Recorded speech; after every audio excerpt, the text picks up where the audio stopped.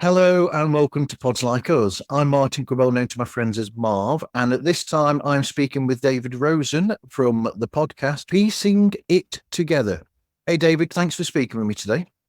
Yeah, thanks so much for having me on. Thank you very much thank you very much. I'm not sure whether this is a good question or not to start with. Yeah. Was there a time when you've watched a film, when you like a first experience of watching a film, and then you've sort of thought, do you know what? This film reminds me of this, and this. Right, yeah, which is the format of piecing it together for Yeah. sure. I really don't know that there was a first time, because that is kind of how I came up with the format of piecing it together. Is I felt like I was always talking about movies that way. And something I always say on piecing it together is that, to me, having those influences and kind of meshing different influences together, that's never a bad thing. It's celebrating that there are these different films and different ideas that are coming together and becoming one new thing. And I always find that to be exciting. And that's part of the reason why I always talked about movies that way. Yeah, I mean, I like the fact that you've said before that films, some things have been done. Most stories have already been done before, but there's still an originality. It's just the case that essentially you're looking at a film and you're saying, that reminds me of. It's not necessarily that it's a blatant copy of this film. It's not Right. You're doing a fistful of dollars that's essentially a take on Yojimbo, or Yeah. The Magnificent Seven is a take on The Seven Samurai. It's not that. Films aren't always like that, even though I'm not knocking those films, because Fistful of Dollars and Magnificent Seven are incredible films, whether they're inspired by those films or not. But that's where we're Sure. going, is it's the inspiration, or sometimes it is the case of, it's fun to go, this time travel film reminds me of this time travel film. Yeah. These two films, they kind of approach it in a similar way. They have a similar take on how that works. And every idea is going to come from somewhere. How would it not come from other movies as well? It's just, that's how creativity works. Creativity is synthesizing all of your influences, all the things you love, into something new. And that's the path we take. And that, of course, hopefully leads my listeners down a path of checking out those other movies that might have been an inspiration. Let's hope so. As an aside, right? So just so that people know, we're recording this towards the end of March. And have you caught that Letterboxd post where William Shatner's put up his favourite films? I haven't seen that one yet. No. You have not. And his first choice, so he's picked, I mean, probably the best Letterboxd 4 that I've seen, in my opinion. Mhm. So he's picked Lawrence of Arabia, Mm-hmm.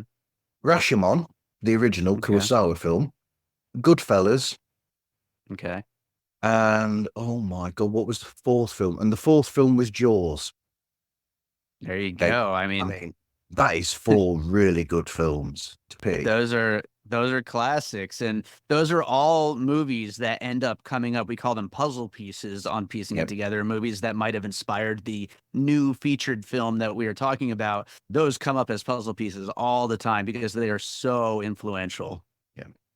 And the reason why I'm mentioning that is because, so they put that post up Letterboxd with him mentioning those, and as soon as he mentioned, and I'm going to mention a film in a moment that fans do not particularly like for the most part, but when he mentioned Lawrence of Arabia, and I don't know how familiar you are with the Trek world, but when he mentioned Lawrence of Arabia, I actually thought, for all the bad press and people putting it down that it gets, I can actually see the influence of Lawrence of Arabia over William Shatner's directing in Star Trek V, because because the scenes when he's actually on that alien planet and you've got these big things going on, these events going on in the desert, essentially, those sequences, there's some shots that Shatner gets there where I've thought that scenery and that cinematography that he's got there is too bloody good for the film. It's very, very Lawrence of Arabia-esque. Yeah. He was in the zone at the moment. He was going for something when he was making that. But I'm not sure if I've seen 5. I haven't seen any of the original Star Trek since like high school. Yep. And I should probably do a deep dive one of these days. But so I don't remember exactly the influence of Lawrence of Arabia. But the way you're describing though, it sounds like that was probably heavy on his mind when he was making that. He must have, because you've got this scene, for instance. I mean, it's like I said, the shot that he gets when he gets because they're on location essentially, as opposed to on a set, and he's taken advantage of that location where, in the beginning, to start with, you've got this character there that's sort of like mysterious to start with, and then you see that, and then he sort of like comes in on the character. Or no, you're close to the character, and then when he introduces himself pre-credits, and he starts laughing, the character does, it pulls out, the camera does, and you've got him just pull out with this incredible vista of desert there with him, with the heat as well, because you can see the steam from the heat of the desert as well off there and everything. Like I said, that is really Lawrence of Arabia. It's got to be. That's awesome. That's great. Yeah, that sounds like he was definitely going for it with that one. If only the rest of the film was up there. Yeah, sure. So what's your history with podcasts then? I first started podcasting. Before I first started podcasting, I had done music for a couple of podcasts because I am a composer first. I've been composing for almost 20 years now, and I do music for film. I do music for commercials, all kinds of projects. And I had done music for a couple of podcasts. But then I started a political podcast with my best friend Q, who we started this whole All Points West podcast network. And that's piecing it together as part of that. And yeah, that was a show that he kind of roped me into. I'm not super political, but I could talk with him about it and stuff like that. And I was always kind of trying to push the conversation towards more culture and film and music and stuff like that. And so then eventually I was just like, I should just start a whole separate side podcast too. And that turned into piecing it together. And Bird Road is long gone. We haven't been doing that one for years, but I've been doing piecing it together now this is the beginning of year 7 a month ago. Yeah, it's been going a while, a lot of episodes. And somewhere along the way, I started producing another movie podcast, Awesome Movie Year. And that's going on year 5 or 6 at this point, and that's still going strong. And so now I'm running 2 podcasts. I also have produced others along the way that have come and gone. And those are the 2, though, that continue on and keep growing them. Wow, crikey! All those that were, you like me. I mean, I do a few podcast shows, but where was a good? I mean, what was your original inspiration with making shows? What were you listening to originally that made you suddenly think, do you know what? I need to do this myself. Yeah, for sure. I mean, I got into listening to podcasts with Mark Maron, WTF. That was the first one I listened to. Actually, rest in peace, Richard Lewis. I was on a Curb Your Enthusiasm binge, and I was like, I gotta get a interview. I gotta go listen to an interview with Richard Lewis because he's just so funny. And I found the WTF episode with Richard Lewis, and was the first podcast that I listened to. And then from there, I started getting into various movie podcasts, canon back then. And then, of course, How Did This Get Made has always been a favorite. And then onto the Big Picture and various other podcasts like that, mostly movie related. And like I said, the political podcast I was doing with my buddy, that was more of his idea to do. And then because I was listening to all these movie podcasts and because I was constantly on social media having movie discussions with friends, I was like, maybe a movie podcast is where I belong. And it worked out pretty well. I mean, the interesting thing is as well that the ones that I've listened to, at least, 'cause I've listened to a good few episodes, you're really good at finding guests that match the subject that you're going to discuss, the film that you're going to discuss. And I'm guessing every episode that you've done, you've got a guest as well. Yeah, I only ever do like a mini episode or something solo. It's always with a guest, usually one-on-one, but sometimes, especially like with these live shows I've been doing lately, there'll be multiple guests, but usually it's one-on-one. And yeah, I've been incredibly lucky over 7 years. I just put out the feelers. I look for people who seem to be enjoying certain movies and reach out to them and almost always get yeses. And yeah, it's people love talking about movies. It's just a matter of finding them and then setting things up. But yeah, I've had probably like 150 different guests because I have a lot of people on multiple times. But there's a handful of people who've only been on once, but constantly adding more. Just last week, I had somebody on for the first time, and I think next week I've got someone on for the first time. But constantly adding new guests and constantly bringing back old favorites. And yeah, it's great getting to get those different points of view because with my whole format of trying to figure out what movies inspired another movie, there's no right. I mean, I guess there is a right answer if you were to talk to the director, but there's also kind of no wrong answer because it's also about what did this movie remind me of? And so if it reminded you of it and you can talk for 30 seconds, a minute, 2 minutes, even longer about it, then that's a right answer in my book. I mean, you've never had one of those moments where it's all you're cutting it close to not getting somebody for an episode. Yeah, not really, actually. I have had a couple of people who didn't fully get the format of the show, and I had to kind of work them through it, like, right there while we were recording, and that makes things a little bit tough, and it's only happened a couple of times, but then once I was, like, explaining it to him and, of course, I edit all my podcasts. We cut all that little gibber out, but just talking a little bit about, "Oh, so what did it remind you of?" and kind of coach them on their way to it. And then boom, we had a good episode. So it all worked out. Yeah, I mean, we've already said how clever the format is, and you've sort of explained show history in a sense as well. I'm Agent Scott. And I'm Cam the Provocateur.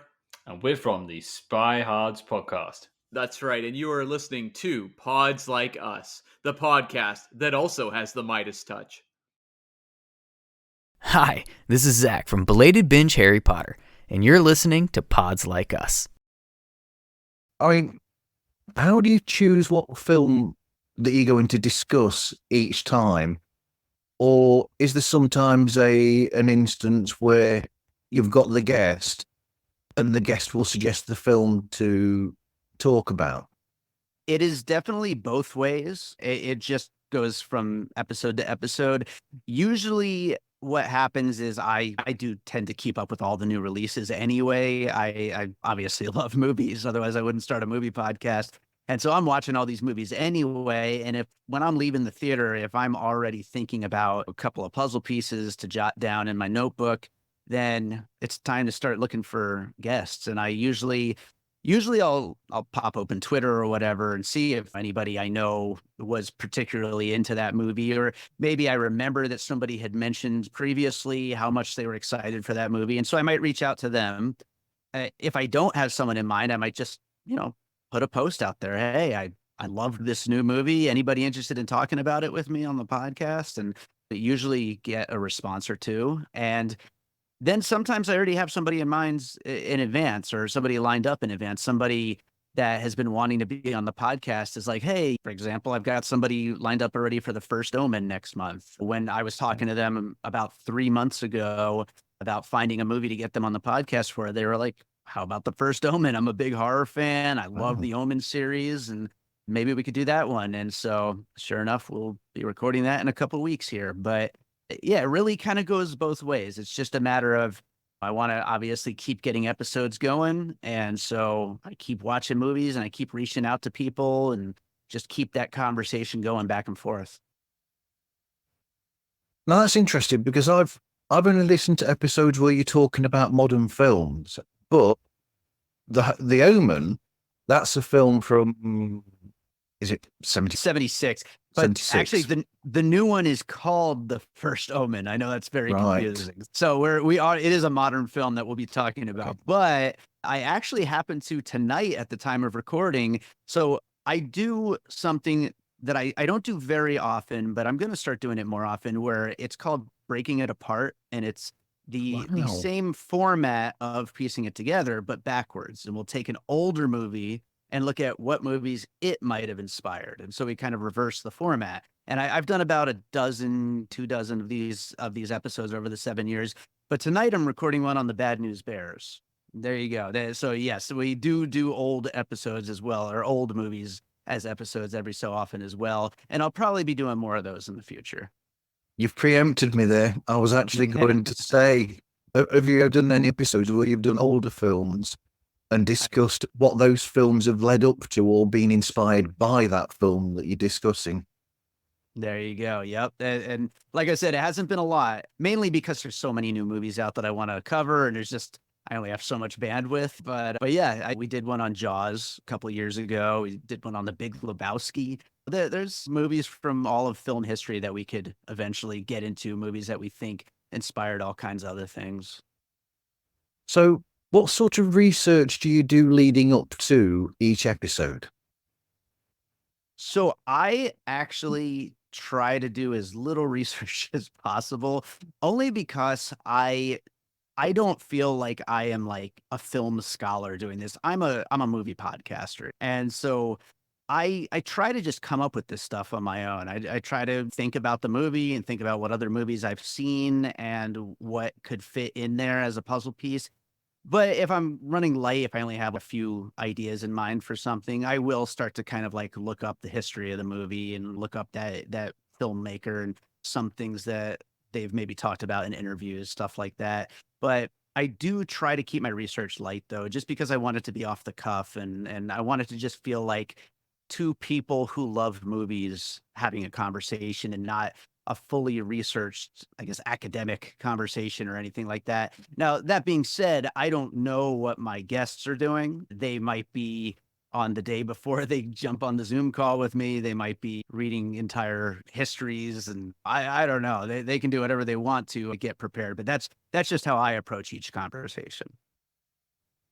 Yeah, I mean, yeah, I think you get the gold moments in those moments where you've not actually basically arranged for. When you suddenly get those surprises in shows, I think that's probably where the most interesting bits of podcasts are. Exactly. Yeah. I usually come to each recording session. I'll usually have 5 puzzle pieces in mind, sometimes more. But as I'm recording, as someone might bring up one movie and it just makes me think of another movie that wasn't on my list already. And just right there in the moment, it's, oh, I got another one. Anything could happen once you hit record. So, how do you record and edit the show? So I use Riverside for my online recording. Again, my buddy who I started All Points West with, he's the one that picked Riverside. We've used a whole bunch of the different online services, but that's the one he likes the most, and so that's what we're using. I like it. I think it's cool. It does the job. I edit in Studio One, which is also what I make music in. Yeah. And and we are hosted with Captivate. So, how do you pick? I think we've already touched on the guests, actually. I mean, how do you choose the guests? Do you just watch for what they're talking about online and then you'll pick up on something and think, oh, that's the person I want, and I'll discuss that film with them? Yeah, absolutely. It's just like that. I'm online way more than I should be, and so I Yeah. see everybody's opinions, and that kind of gives me an idea of who to maybe reach out to. And like we were saying earlier, sometimes people reach out to me and ask to be on a specific episode. Yeah, I just kind of have a running list of people in mind, and when the time comes, if I don't have someone lined up and I really want to talk about this movie, I just start reaching out to people. The only problem comes is when so many people contact you or you're in contact with people. I hate it when I'll suddenly forget and I'll think, oh God, who was I supposed to be getting back to? Do you ever have those moments? Oh yeah, I have in my note. I use OneNote for all my notes, and I have a file of all the people who have ever contacted me about wanting to be on the podcast, and most of them I've gotten back to, but not all of them. And if you're listening right now and I haven't gotten back to you, I will, I promise. And if not, just contact him again and just Yeah. shout out and go, just as a reminder, a nice reminder, please. Don't call us back and go, oi, you've not contacted us. Come on. Yeah, absolutely. I'm doing my best. Oh, I like this. The logo is brilliant, like a Mhm. jigsaw piece and jigsaw pieces, and that. I love that. I mean, that just fits it wonderfully. Oh, thank you so much. Yeah, I designed it myself, actually. I'm not the greatest like Photoshop art designer or anything, but it came together really well. It's funny too, because like over these 7 years, I've thought many times about a logo refresh. And every time I sit down in Photoshop and try to make a new logo, it's just this isn't as good as that first one that came out so well. And so I end up scrapping it. Maybe I'll just keep it forever. I don't know. But yeah, thank you. I've always been very happy with how it came out, and I use like a PNG file that's like a puzzle pieces thing to be able to cut out the original logo that I made, and then shift some of the puzzle pieces around, and yeah, it all comes together and makes for a cool theme. It does. Yeah. And it says what it needs to, that it's Yeah. jigsaw pieces together. Yep, exactly. It's perfect. And then music as well. What the music that you've got for the show as well. Yeah, absolutely. So the music, because I'm a composer, I kind of make it a thing. First of all, every year on the 1 year anniversary of the show, I change up the main theme music of the show, as well as like the interstitial transitions in between. So I change it up every year. And then at the end of every episode, I play a piece of my own music, because I do have 7 albums of instrumental music out there, and I'm working on another one right now. And also, I'm in the middle of this crazy ambitious thing called 24 for 2024, where I'm releasing 24 singles this year. And my music is like kind of dark, kind of electronic, new age, ambient, alternative. It kind of blends a lot of different genres in there. And so, yeah, I just try to find a piece from my vast library of music. Like I said, I already have 7 albums out there, and I have a lot of music that's unreleased too, plus stuff from my film score work. So there's usually something I could find that kind of fits the vibe of the movie that we've been talking about. And so I always close out every episode with a piece of music. I have a electronic keyboard there out of shot. I Nice. have a number of electric guitars, acoustic guitars, bass guitars, mandolin. There's a sitar in the corner over there. Nice. I've got ukuleles and all sorts of things all dotted around that you can't see in the camera. Beautiful, beautiful. Good stuff. I do my own music as well. Any standout shows that stand out to you as being favourites or moments that just jump out to you that you've really enjoyed, or where something special's happened? I mean, there's a lot of the regular episodes that I've just had so much fun doing, but I think if I'm gonna speak on like favorite episodes, I'd have to go to these live ones that I've been doing, because they definitely have a special energy of being in a movie theater doing the same thing that we do over Riverside, but right there with the guests and with the audience who just watched the movie with us, sitting in the seats. And I'm trying to hopefully keep doing these and make them bigger and get more attendance out to them. At the time of this recording, tomorrow we're doing one at on Godzilla X Kong, the New Empire, which I'm so excited for that movie. I love King Kong. But yeah, it's a really fun like way to add some extra energy into what we do, because when it's online, it's great. We have these great conversations, and I'm very proud of the fact that we've done 7 years worth of these episodes. But when you're in a room with people and they could kind of interact, and I always open the floor and ask if any of the audience has any puzzle pieces at the end. It's a very fun little addition to the show. And yeah, I've done 12 of them now, I think 12 or 13. And the past like 6 months or so, they've been every month. This month has actually been 2, and there might be 2 next month. I'm waiting on a confirmation. There's at least going to be 1. But yeah, hopefully I could keep doing them at least once a month. And like I said, getting more people out.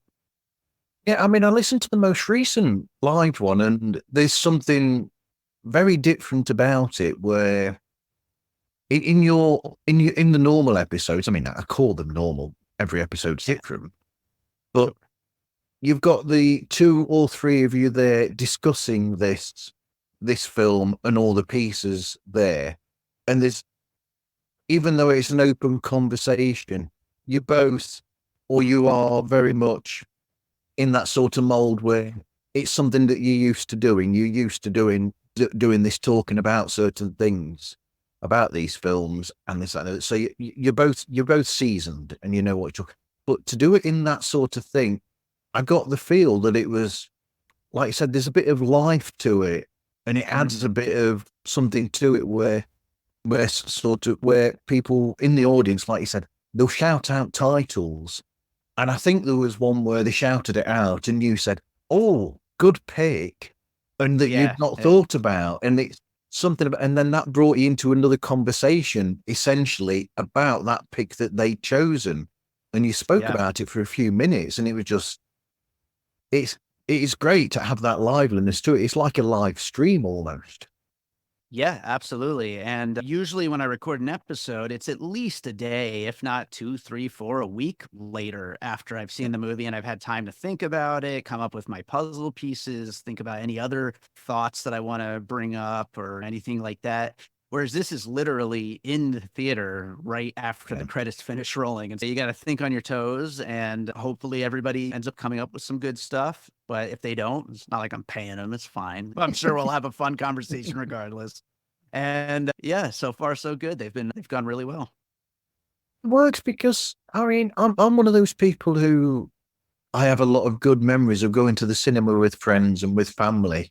And when you go and see a film, I always gauge how good a film is by the fact that you talk about it for so long after you've watched the film. You'll be like, "Oh, I like that." And you'll mention bits in the film, or you'll sometimes go, "Oh, do you know what that reminded me of? That reminded me of this." And I remember conversations. I mean, my memory is not very good, but I'll remember those sort of things where I'll think, when I saw that film with this person, we spoke about that film for so long. So you've caught them at a really good moment, these people, because it is that moment straight after they've watched the film.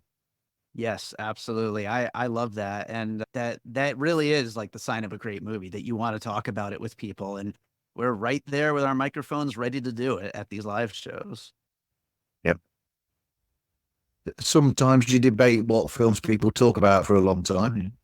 Like most recent Fast and Furious film, for instance. Yeah. Yeah. So that leads me to, because I don't want to get sued, so I've called this Connect 3. Okay. Because if I called it Connect some other number, I might suddenly have Milton Bradley, the games company, on my back. My other half has come up with some films, and so she's saying, "Here we go, this is testing your metal here. I'm going to throw out some film titles. Hopefully you'll know some of them, and then see if you can think of 3 films that you would have as your puzzle pieces." Okay? Oh boy, on the spot. Let's see if I can do it. I'll start with an easy one for you. Groundhog Day. Oh boy. Oh, here's the question. Is this, because Groundhog Day is what, 1989, I think? There's a Somewhere lot around of there. film. You could actually do a reverse one where there's films that have been inspired by Groundhog Day if you want to. Because I could rattle that off quick and easy for you. I could do that. Let's super go easy. there. Yeah, Edge of Tomorrow, as far as repeating the same day over and over again. Also, Happy Death Day does that kind of a thing. And Palm Springs, the romantic comedy that came out in 2020. So yeah, that's easy going forward. Going back that was such a unique idea when it came out. Going backwards, that would be really tough. I think that's worked with the way that you've just done that. Yeah. Okay. I mean, she's picked all films from back from years ago. Actually, it's Click, starring Adam Sandler. Do you know that one? Sure. I don't remember if I ever actually saw it. I definitely remember it from that era of Adam Sandler. But I mean, you could go The Truman Show, which was probably a few years before that. You could go, was that was it Ed TV or something, where the guy was like I've heard also of that. Yeah. it was like on a TV show. He was living. I'm trying to think of one more for that one.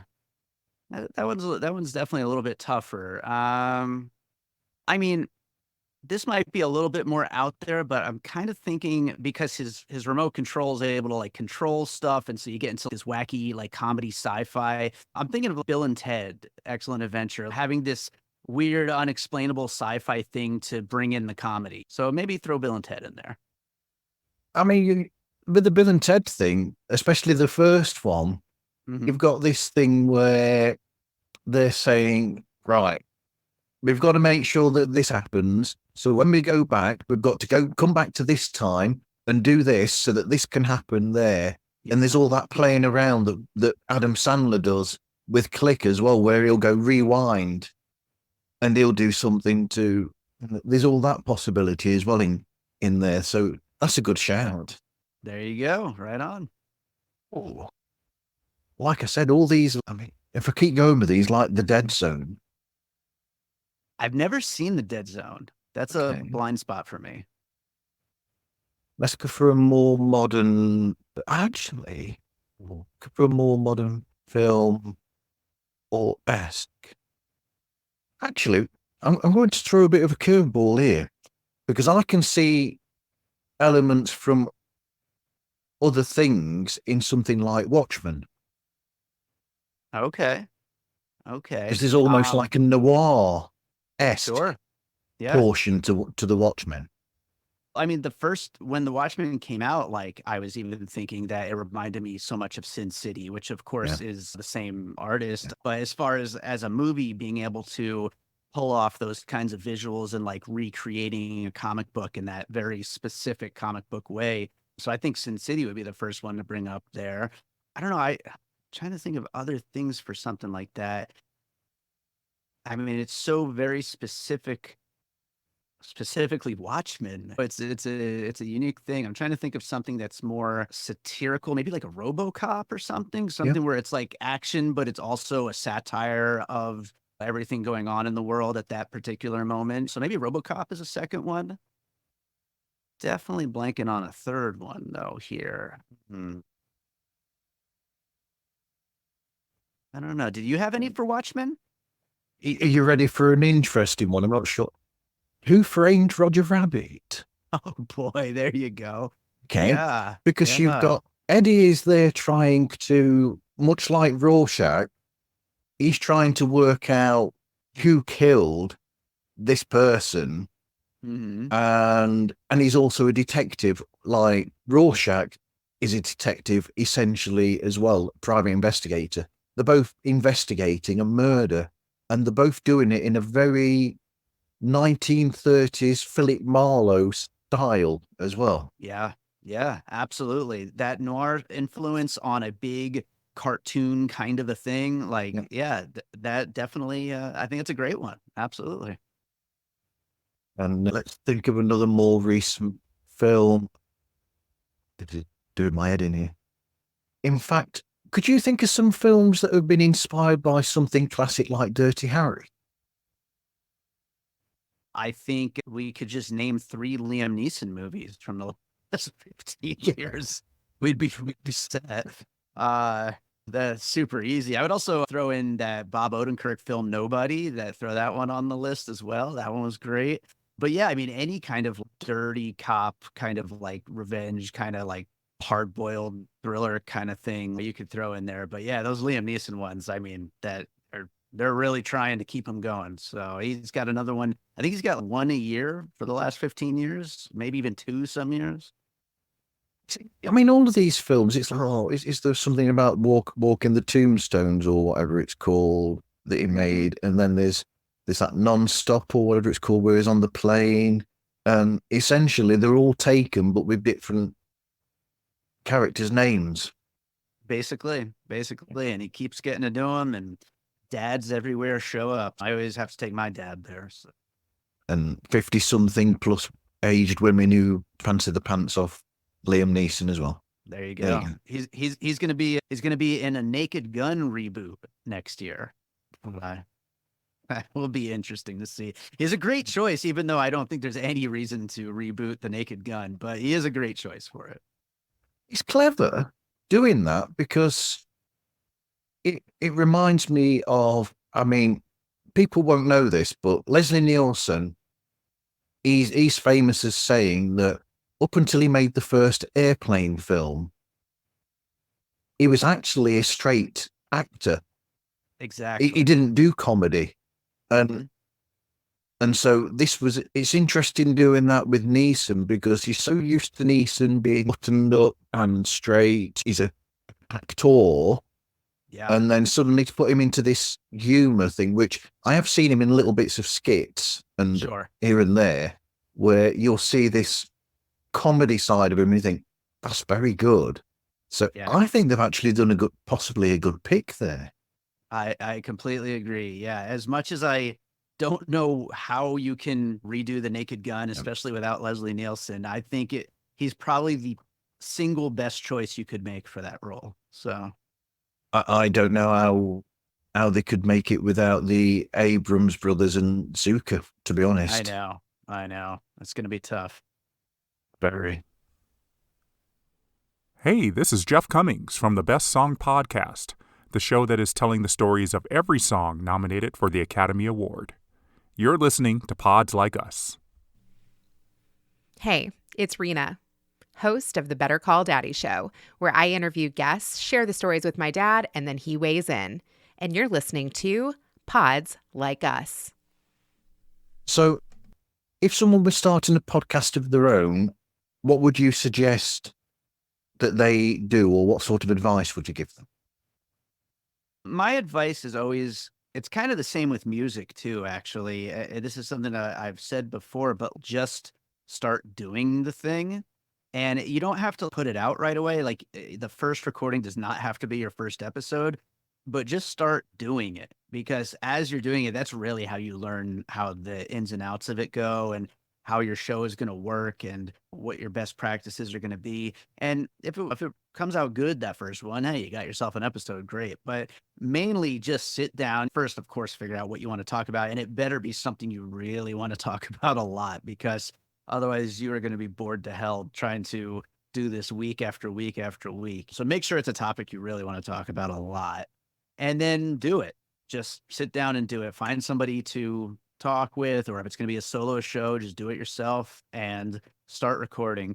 I also, if I was giving myself advice from when I started piecing it together, I would say bank some episodes. Make sure you've got a few to go with before you put it out there into the world.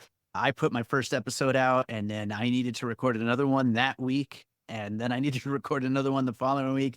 Finally, I started actually banking episodes. And like right now, at the time of this recording, I think I have 5 like that. If I didn't have something to record on next week, I could release one of them, and I schedule them out. I try to like plan it. Like with movies, it's easy because you've got like when the movie comes out in theaters, the following week after it comes out in theaters, when the movie comes out on rental, when the movie hits a streaming service. Like there's all these dates you can schedule your release around. It's not like that for every kind of podcast, of course. You just kind of got to fit it in where you can fit it in, but record a bunch of episodes first, because it's definitely nice to have that breathing room. Yep. Which, as is exactly what I'm doing at the moment, is Yes. banking shows. So, speaking about cast advice and what you'd suggest, I mean, what podcast do you listen to? And particularly, what podcast do you listen to that you think have got the mix right and are doing the job flawlessly or well? That second part is an interesting question, because I'm not sure. And it's a funny thing about podcasts that I feel like people aren't necessarily listening for that perfection. And I'm kind of a perfectionist. I try to make all my episodes sounds perfect, and I edit them and clean them up, and I try to make it perfect. But I don't know that people really care. And I feel like I don't really care when I'm listening either, as long as the topic and the hosts are interesting to listen to. As far as stuff that I actually listen to, I've been a little light on my podcast listening lately, to be honest, because I've been working on a lot of music projects. And so if I'm not talking into a microphone, if I'm listening to something in my headphones or in my car or whatever, it's almost always music that I've been listening to lately because the stuff that I'm working on. But that being said, I listen to a local Vegas podcast called CityCast, and they're really good at putting together a good show that's informative and also fun at the same time. And it gets in and gets out pretty quickly, which I like. The episodes aren't too long. How Did This Get Made is a constant favorite. It's so funny. And I used to listen like religiously to every episode. Nowadays, I just kind of will pop on an episode here and there. Same goes for The Big Picture on the Ringer Network. That's kind of my go-to when it comes to the bigger movie podcasts. But then with the smaller ones, like the people who guest on my podcast a lot, if I see someone's from a podcast that was just recently on my show is talking about a movie and I'm interested in hearing what they have to say about it, I'll just throw on an episode at a time. I don't really have any movie podcasts that I'm like listening to every episode anymore. But again, that's just because my audio time is so scrunched. Yeah, there's so many shows for you to listen to that you end up having to cherry pick in some cases. Yeah, absolutely. It's just, it's the way it is. But I still end up getting a bunch in, and I try to listen. Anytime anybody's going to be on my show, I try to listen to a couple episodes of their podcast if they're a podcaster, and vice versa. If I'm going to be on a show like yours, I try to listen to some. Yeah, I mean, I didn't mean it wasn't, I don't want to be rude in a way, but when you were talking about guests that you've had where you've had to talk them through, I thought, when you said that, I thought, personally, I'd ever listen to your show first before going on there, because then I'll get the gist of what to do in a way, so that I know what you're in for, essentially. Yeah. I can't imagine being on somebody's show and not like knowing how the show works, but maybe that's just how I look at it. I don't know, but for the most part, like I said, like if I've done over 500 episodes, including all of the special episodes and bonus episodes and stuff like that. And I'm talking like less than 5 have I ever had any kind of issue with a guest. That's pretty good. Speaking of guesting on people's shows, I'm on Stew World Order in a few weeks as well. Nice. Right on. I think that'll be my 3rd or 4th appearance on there. Nice. I'm trying to get Stu on an episode of Piecing It Together soon. That needs to be done. Do you know what subject you're going to be talking with him about, or what you're trying to get him on for? I think we were tweeting about a specific movie. What was it? Gotta find it. I know we were just tweeting it. Here we go. He had just messaged me. Oh, If. That's the one that he wanted to do. Wow. Yeah. So that looks like it could be fun with Ryan Reynolds and John Krasinski. That could be a fun one. If Ryan Reynolds and John Krasinski. Yeah, there's like a imaginary friend creature. Yep. Yeah, it's a kids movie, and yeah, it looks like it could be fun. I'll shout out Monsters Inc. Yeah, that's absolutely good first piece. So, hello, Scoob believers. This is DJ Scoob from The Undiscovered Entrepreneur, a show that highlights brand new entrepreneurs that are just getting started in their entrepreneur adventure, and you're listening to Pods Like Us with my good friend Marv. Rank you. Hey, this is Ross, Simon, and Thomas from Who Takes the Socks Off podcast, the show that answers the questions you didn't even know you needed the answers to. You're listening to Marv, the one-man podcasting machine, on Pods Like Us. Where can people find you and get hold of you then, David? I'm on social media way, way, way too much, but on both Twitter and Instagram at Piecing Pod. I also have a Facebook group, Popcorn and Puzzle Pieces, that is tied to the podcast. And we talk about all the movies we talk about on the show. We continue the conversation in there. It's a fun place. I keep it closed so that way we don't get all the internet riffraff in there. And come join if you want, and I kick you out if you're not cool. And so check me out there as well. And you can find my music by davidrosen.com and on all the streaming services under my name, David Rosen.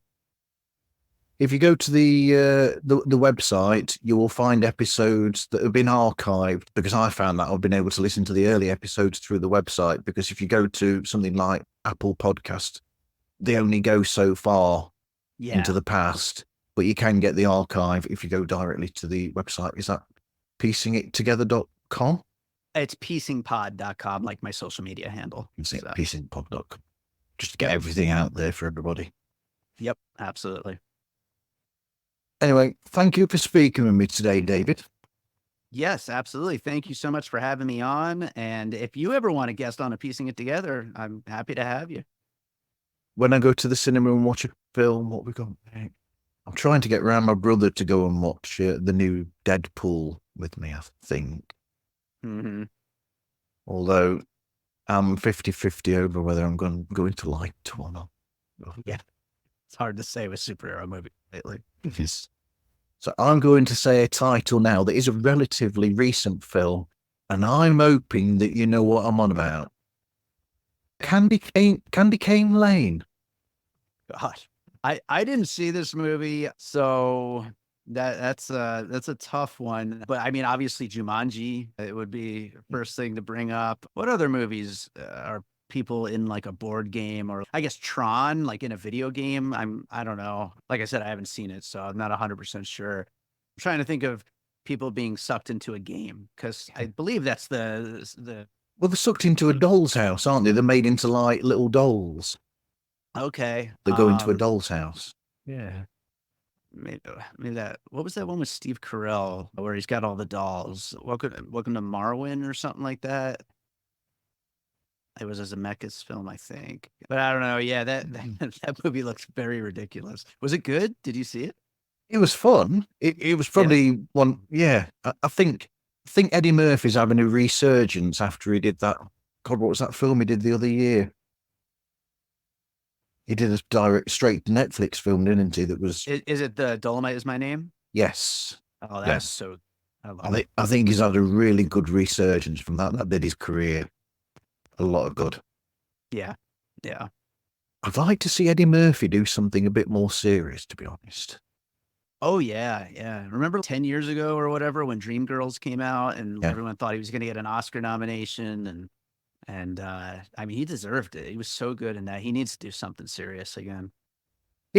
I mean, that reminds me of when you were talking earlier about you mentioned in passing the Truman Show, or you mentioned the Truman Show. Yeah. And we're talking about that, and that reminded me that I'll just say Truman Show is my favorite Jim Carrey film. Oh, it's so good. Undoubtedly. Yeah. But there's something about that. So you've got that there, and there's something about that where you've got that with Jim Carrey essentially starting to go for more dramatic roles. It's going closer to the dramatic. Yeah. And then you've got that with the Eddie Murphy as well.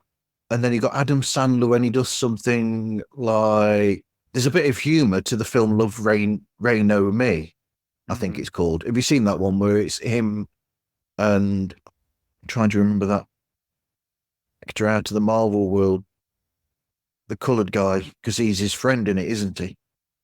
In the film.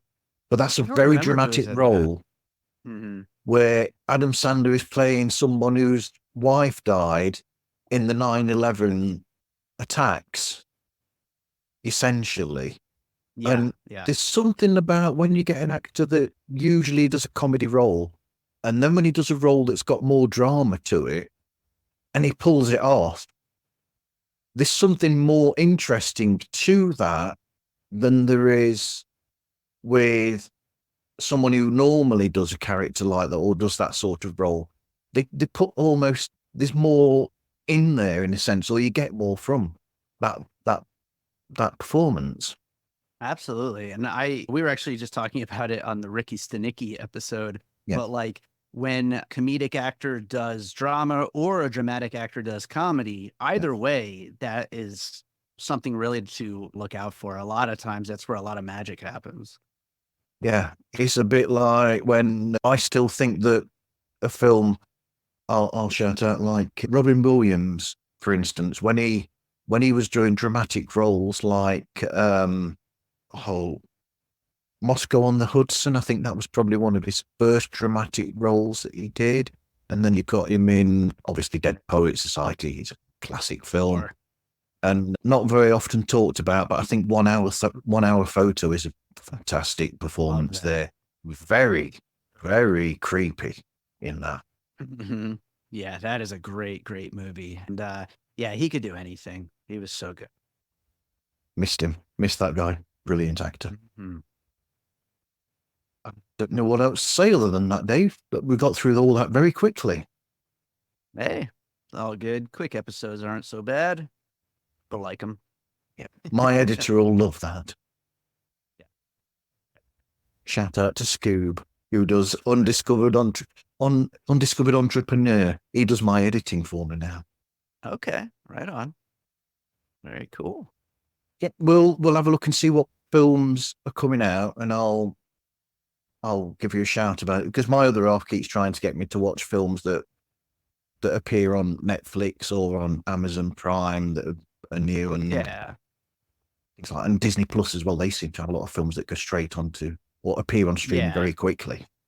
And I still cover a bunch of those too. So yeah, I mean, just hit me up and we'll find one for you. But as long as it seems like something that people will want to hear about, and as long as we don't hate the movie, we usually best not to talk about one we hate. But, The world, I'm not sure if I like the world of cinema since COVID, in a sense, because you've got films like, I mean, it's divisive, but The Irishman, for instance, in a world 10 years before that film came out, that film would have